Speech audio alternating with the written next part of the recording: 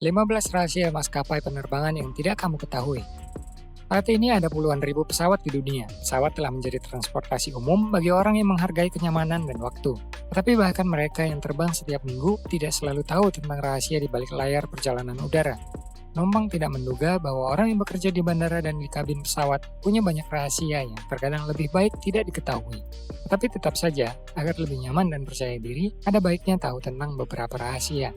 Misalnya, kamu sudah tahu salah satunya dari layar splash video.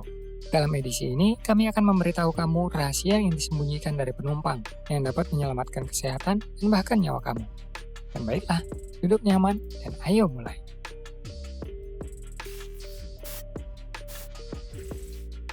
Petir menyerang lambung pesawat selama penerbangan. Tapi itu bukan masalah. Petir sering menghantam pesawat penumpang selama penerbangan. Cukup sering terjadi. Namun untuk pesawat modern, petir tidak berbahaya, kecuali jika beberapa paku keling terbakar. Tapi itu tidak berpengaruh apapun. Paku keling baru dipasang dan hanya itu. Profesor Manu Hada, Kepala Morgan Bothy Lightning Laboratory di Universitas Cardiff, menjelaskan bahwa desain pesawat modern seperti Boeing 787 atau Airbus A350 beroperasi dengan prinsip yang sama dengan sangkar Faraday. Bodinya terbuat dari karbon komposit ringan, dilapisi tembaga tipis. Jadi petir menyambar pesawat, tetapi orang tidak mengetahuinya karena melewati permukaan tanpa masuk ke dalam.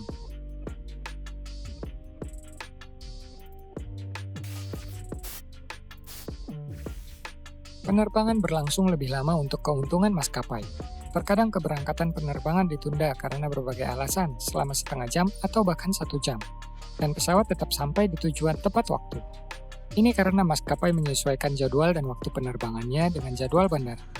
Agar tidak berputar-putar di atas bandara sambil menunggu izin mendarat, durasi beberapa penerbangan sengaja ditambah, jadi pilot hanya terbang sedikit lebih lambat. Ini disebut jadwal pengisi. Ngomong-ngomong, ada fakta menarik. Cara termudah untuk membuat pramugari keluar aslinya adalah dengan meminta segelas cola atau soda. Tekanan di ketinggian membuat gelembung gas mereda 2 kali lebih lama. Ini berarti mengisi 1 gelas membutuhkan waktu sekitar setengah menit hingga buih mengendap dan dapat ditambahkan porsi baru. Dalam waktu ini, pramugari punya waktu untuk membuat kamu kopi atau bahkan 2 gelas. Jadi, buang-buang waktu. Meskipun kemungkinan besar mereka akan memberi kamu sebotol cola dan cangkir terpisah. Mengapa dilarang merokok di pesawat? Diyakini larangan merokok diberlakukan untuk alasan jelas, seperti risiko kebakaran dan bahaya dari asap rokok bagi orang lain. Namun alasan pertama meragukan. Bagaimanapun, merokok sebelumnya diperbolehkan dan tidak ada kebakaran karenanya. Padahal, alasan utama larangan itu adalah ekonomi. Udara di dalam pesawat terus bersirkulasi, melewati filter, dan abu serta tar rokok menyebabkannya lebih cepat aus. Mengapa kita benar-benar perlu mematikan smartphone? Ponsel diyakini dapat mengganggu navigasi pesawat dan sistem radio, terutama sistem pendekatan akurat dan frekuensi ultra tinggi. Ini cara kita berpikir dulu saat semua teknologi masih pada frekuensi yang sama, di langit, di laut, telepon, dan gelombang mikro. Sekarang frekuensi radio terbagi dengan ketat. Oleh karena itu, kemungkinan dampak negatif dari ponsel pada sistem pesawat sangat kecil.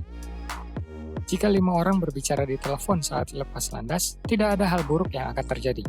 Namun, instruksi untuk pilot pun mencantumkan untuk mematikan ponsel sebelum terbang.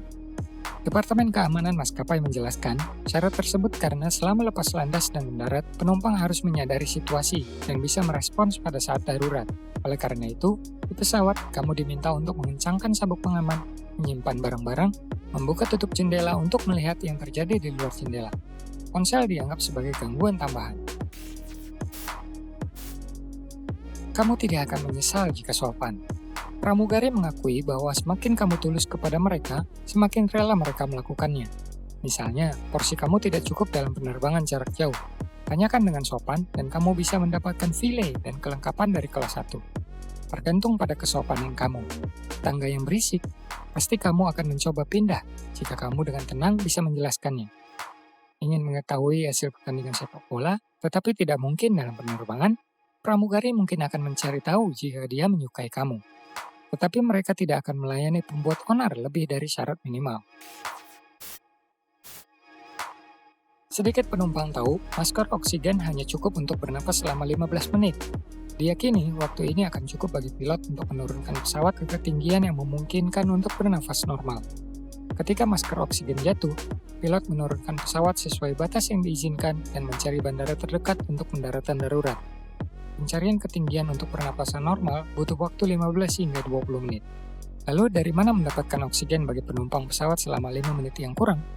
Setelah kondisi itu, kecintaan pada penerbangan bisa cepat berlalu, karena tiap penumpang ingin memastikan keselamatannya.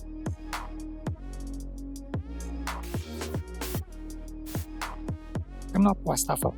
Apapun bisa terjadi dalam pesawat selama penerbangan. Terkadang anak-anak terkunci di toilet, orang tua di toilet terlalu lama, yang menyebabkan kecemasan. Asap keluar dari toilet, ada yang merokok, atau mungkin ada api. Dalam situasi seperti ini, kamu perlu tahu satu rahasia. Toilet dapat dengan mudah dibuka dari luar. Di pesawat, semuanya dipikirkan. Dan untuk membuka pintu toilet, cukup mengetahui di mana mekanisme penguncian. Biasanya, mekanisme ini disembunyikan di bawah tanda dilarang merokok atau WC. Untuk membuka kunci mekanisme, kamu cuma perlu mengangkat tanda dan menggeser knopnya.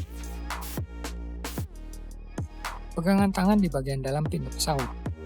Ketika kamu di atas pesawat, hal pertama yang menarik perhatian adalah pegangan di bagian dalam pintu. Mengapa kita membutuhkan pegangan di dalam pesawat? Faktanya, mereka dirancang untuk keadaan darurat. Dalam kasus kepanikan dalam pesawat, misalnya, pramugari akan buru-buru membuka pintu untuk mengevakuasi penumpang. Pada saat ini, mungkin penumpang berdesakan, dan pramugari akan terdorong keluar dari pesawat ke landasan. Pegangan di pintu dalam pesawat diperlukan agar pramugari bisa berpegangan dan tetap di dalam pesawat saat keadaan darurat. Pusat kesehatan palsu. Baru-baru ini seorang pegawai bandara mengatakan banyak bandara punya pusat kesehatan palsu. Tidak ada tenaga medis yang bisa memberikan pertolongan pertama kepada penumpang. Menghemat poin medis dapat bermasalah. Penumpang sering merasa sakit di bandara, tetapi tidak semuanya bisa dibantu. Di beberapa bandara, fasilitas medis terletak di area umum. Jika penumpang merasa sakit di daerah lain, petugas medis tidak akan bisa membantu, karena dia harus melewati pemeriksaan untuk sampai ke sana. Selama di bandara, kamu harus memeriksa apakah ada pusat kesehatan dan apakah ada petugas medis. Dan ada beberapa rahasia keren lain yang layak disebutkan. Tetapi sebelum itu, tulis di komentar berapa kali seumur hidup kamu telah terbang dengan pesawat. Tim bandara tidak hanya mengatur kontrol di udara, tapi juga di darat. Bahkan mengontrol pencahayaan lapangan terbang. Satu operator memantau 5 monitor. Tugasnya tidak hanya memantau, tetapi juga menilai dengan cepat situasi di udara atau di landasan. Dengan beban bandara yang berat, maka konsentrasi sangat besar. Kadang sekitar 50 pesawat lepas landas dan mendarat dalam 1 jam. Satu pesawat lepas landas atau mendarat per menit. Petugas bekerja dalam mode hiruk-pikuk, dan untuk menghindari kesalahan, mereka diberi istirahat 10 menit setiap jam.